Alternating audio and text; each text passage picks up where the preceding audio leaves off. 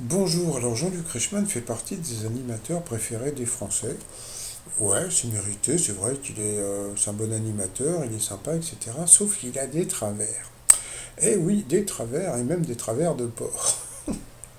Et en parlant de travers de porc, eh bien, Jean-Luc Reichmann essaye de nous faire prendre des vessies pour des lanternes. Alors, je me suis renseigné, l'expression prendre des vessies pour des lanternes, c'est que, je crois que c'était au Moyen Âge, et bien, il y a des gens qui prenaient des vessies de porc, qui les nettoyaient, qui les faisaient sécher et en faisaient des lanternes, et après ils les vendaient. Et les gens pensaient acheter des lanternes, et en fin de compte, c'était des vessies qui avaient été transformées en lanternes, donc d'où l'expression prendre des vessies pour des lanternes.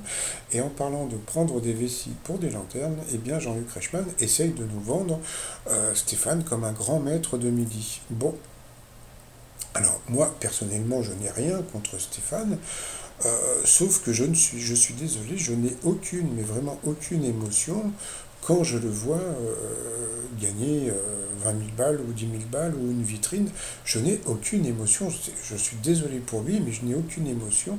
J'ai eu plus d'émotion hier quand j'ai vu donc la dernière de Federer et de voir Nadal en larmes.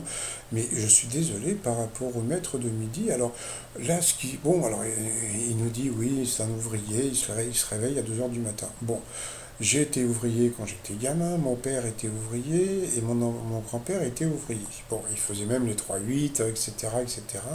Ça s'appelait pour la SATAM, il fabriquait des pompes à essence à la Courneuve, hein, pour vous dire. Donc, moi, de ce côté-là, il veut nous vendre, voilà, le maître de midi qui est ouvrier, etc. Mais bon, voilà, moi, comme je l'ai déjà dit, il y a des mecs qui sont au chômage, au RSA, il y a même des gens qui ont des toutes petites retraites et qui gagnent beaucoup moins que l'ouvrier et qui sont spoliés donc, dans l'émission. Et là, Jean-Luc Reichmann essaye de nous vendre donc le maître de midi comme un maître de midi, mais sans émotion. Donc voilà. Alors après, il y a des gens qui vont le kiffer. Moi, je respecte les gens qui le kiffent, mais bon, moi, de lever un doigt au ciel parce qu'il a perdu son père, moi aussi j'ai perdu mon père, et de toute façon, en plus, bon, je préfère ne rien dire par rapport à ça. Donc voilà, donc là, en plus, il va rester longtemps. Moi, personnellement, je préférerais qu'il lui file directement 400 ou 500 000 balles directement et puis qu'il parte, vous voyez, que de le voir tous les jours. Personnellement, il ne m'apporte rien.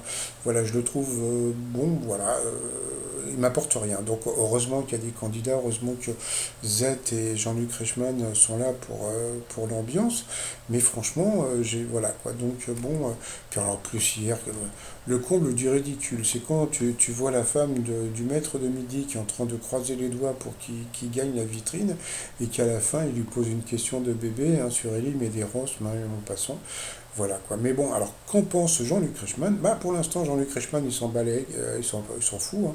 C'est-à-dire que bon pour l'instant il est en train de tourner Léo Mattei, donc ce qui se passe au 12 coups de midi, il s'en bat les choses. Allez, moi je vous dis à tout à l'heure. Bye bye.